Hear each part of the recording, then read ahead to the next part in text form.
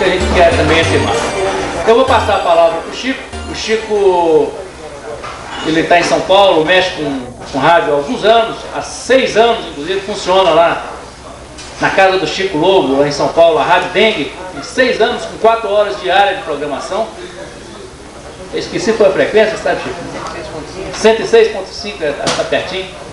E o Chico também é vice-presidente da Associação das Rádios Livres de São Paulo, é um movimento que trabalha congregando as rádios em São Paulo. O Chico viaja o Brasil inteiro, é um fanático nisso aí, um fanático no bom sentido e gostoso da palavra fanatismo. Livre é uma coisa, é uma história que já vem sendo contada já há alguns anos, pelo fato de que sempre no mundo houve aquele que se apossou dos bens da humanidade e aqueles que são usados por esses que se apossam. E Rádio Livre é uma luta, assim como a luta da reforma agrária, a luta pelos direitos democráticos, a luta pela liberdade, a luta pela participação popular nas coisas que se fazem nesse mundo. Aqui no Brasil, o movimento de Rádio Livre, ou a iniciativa de Rádio Livre, começou para valer mesmo por volta de 1982, na cidade de Sorocaba, estado de São Paulo, onde um garoto teve a iniciativa de construir um pequeno transmissor de FM, funcionou relativamente bem, e ele resolveu reproduzir esse seu protótipo para os amigos, para os vizinhos, para os colegas, e começou uma onda aqui no Brasil, nessa cidade, né, em Sorocaba, que culminou com a instalação de aproximadamente 100 emissoras de rádios livres numa cidade com 80, 100 mil habitantes. Foi uma loucura, assim, foi de repente alguma coisa que ninguém acreditava que pudesse se virar o botão do dial e se encontrar tanta variedade de música, de ideias, de informações, pela democratização dos meios de comunicação no país. Essa rádio chamou-se Rádio Chilique e estava sediada no Centro Acadêmico de Ciências Sociais da PUC, de São Paulo. E foi dali que surgiu a discussão teórica do que seria a Rádio Livre ou a luta pela democratização dos meios de comunicação aqui no Brasil. 3 grandes companheiros se empenharam nessa luta em levantar, em hastear essa bandeira.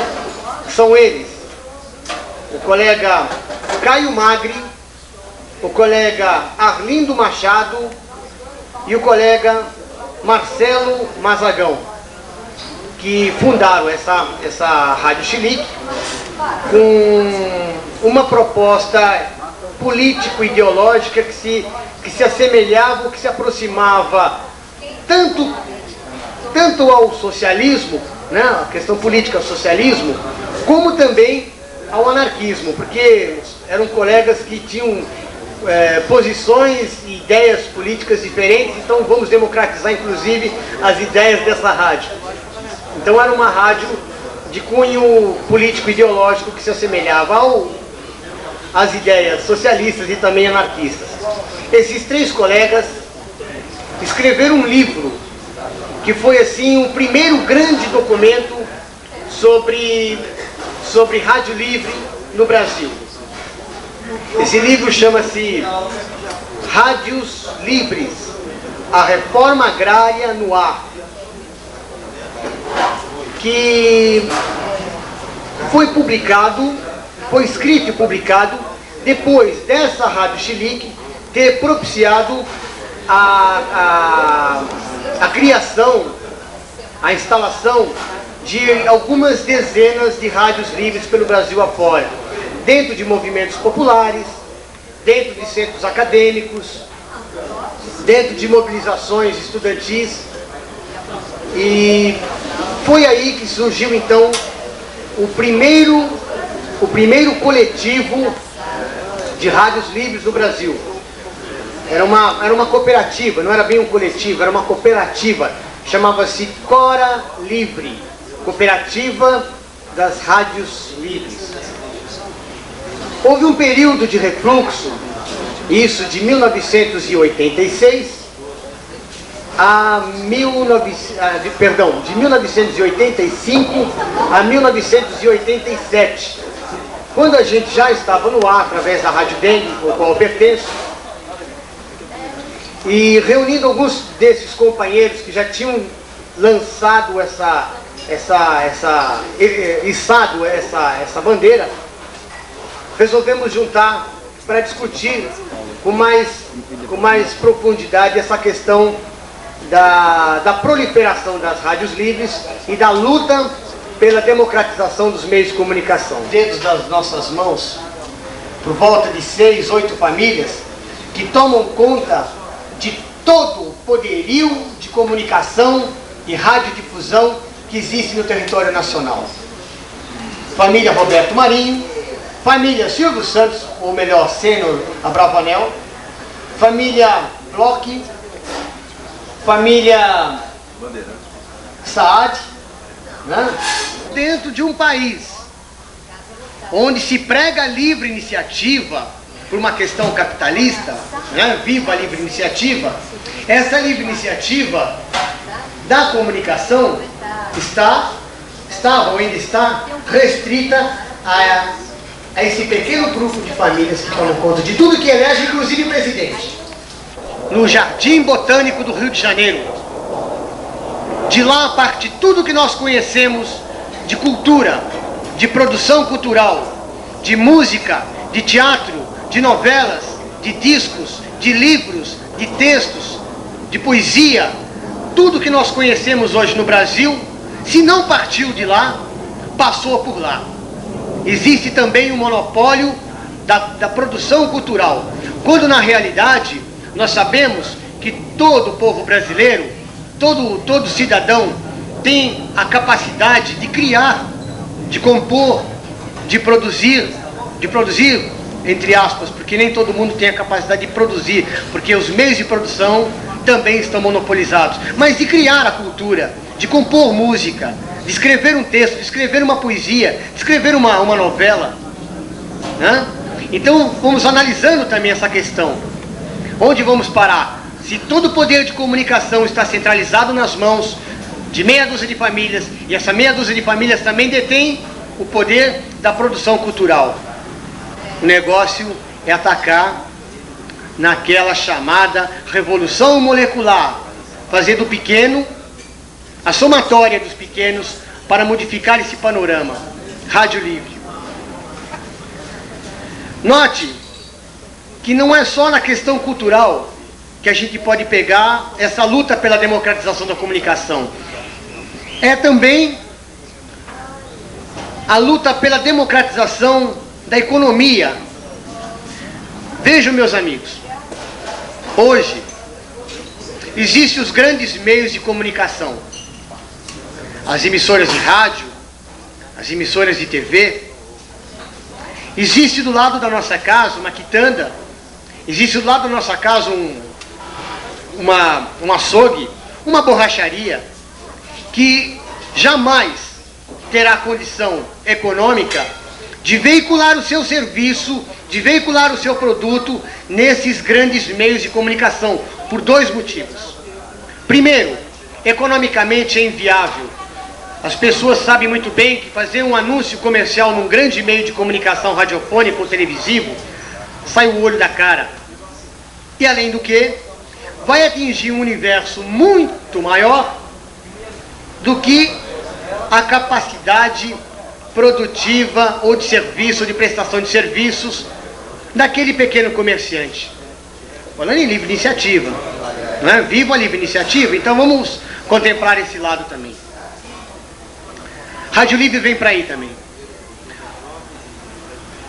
O pequeno comerciante, a indústria informal, o comércio informal, então fica renegado a terceiro, quarto, quinto plano. É muito fácil a gente ver na televisão assim, a rede Zacarias e Pneus, uma rede que tem lá em São Paulo, muito grande, é um hipermercado do pneu. Com ofertas de não sei o que, vendendo pneu, papapá, papapá, e a gente pega o carro da gente com o pneu furado, vai lá e troca o pneu lá. Mas não conserta o pneu na borracharia do lado. O que acontece com o borracheiro do lado? Não tem serviço. O que ele é obrigado a fazer? A subir o preço do seu serviço para poder compensar o serviço que ele não tem. Então ele torna um serviço não competitivo dentro do mercado. Por quê? Porque ele não pode veicular, ele não tem capacidade de veicular o seu produto ou o seu serviço dentro dos meios de comunicação. Rádio Livre vem aí também, vem contemplar essa democratização da economia. Dar voz, dar vez ao pequeno comerciante, à pequena indústria informal, de se projetar ou veicular o seu serviço, o seu produto, para que as pessoas conheçam o que existe lá do lado. Ele pode muito bem, como pequeno comerciante, fazer um anúncio numa emissora de rádio livre. Chega lá, quinhentinho, um barãozinho, bota lá e a veiculação do seu produto dentro da região onde ele atua é o bastante para ele. Né? Então existe o monopólio da comunicação, o monopólio da produção cultural e o monopólio da economia nas mãos de uma minoria privilegiada. Rádio Livre vem aí também. Os grandes meios de comunicação fazem os seus aparatos crescerem, multiplicarem-se através de oligopólios. A gente sabe muito bem que a comunicação radiofônica, a radiodifusão e a comunicação televisiva, principalmente, está tendendo hoje no Brasil a se equiparar ao sistema europeu e também americano, ou seja, segmentar a sua produção. Isso significa que, dentro de algum tempo, dentro de pouco tempo, sabe, sendo bem pessimista ou talvez até otimista, dentro de pouco tempo, as emissoras de rádio ou as emissoras de TV vão passar a veicular cada uma um tipo de programação específica, como acontece hoje nos Estados Unidos e na Europa, e mesmo no Japão, lá no Oriente. Uma rede de televisão que abre a sua veiculação para uma nação inteira através do satélite, vai transmitir apenas esporte, uma outra apenas filmes, uma outra apenas novelas, tornando esse Brasil enorme que a gente conhece, do Rio Grande do Sul ao Rio Grande do Norte, de Recife ao Acre, com suas diferenças, uma coisa padrão, desrespeitando essa regionalização cultural que existe, que talvez ainda exista hoje. Vamos voltar um pouco, né? Talvez ainda exista hoje no Brasil. Ou seja, vamos transformar todos os cidadãos brasileiros como estampas reproduzidas de norte a sul, de leste a oeste, centro-oeste, todo mundo igualzinho, uniformizados, obedecendo à mesma ideia. Todo mundo vai ser ou corintiano, ou Spielberg, ou Jimi Hendrix, sei lá. Tá entendendo? Todo mundo vai ser uma coisa só. Isso que acontece nos Estados Unidos, onde a informação pode ser até muito democratizada, mas as pessoas acabam perdendo no seu conhecimento geral. A gente sabe muito bem que o povo americano, embora tenha assim uma alta tecnologia, eles são de cabeça também segmentados. Uma pessoa que se forma engenheiro civil, ele é engenheiro civil, mas ele é incapaz de consertar a tomada elétrica da sua casa, ou talvez engraxar o seu próprio sapato.